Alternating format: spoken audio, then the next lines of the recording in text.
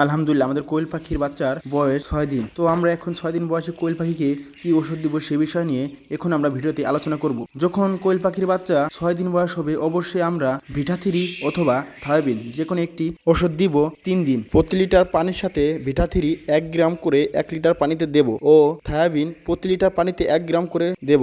এভাবে 3 দিন খাওয়াতে হবে। ইনশাল্লাহ ভালো একটা রেজাল্ট আসবে, পাখির দুর্বলতা কেটে যাবে ও প্যারালাইসিস হওয়ার সম্ভাবনা একেবারেই কমে যাবে। আপনারা সবাই আমাদের চ্যানেলের ভিডিওগুলো ফলো করলে অবশ্যই সুস্থভাবে কোয়েল পাখিগুলো পালন করতে পারবেন এবং লাভবান হতে পারবেন।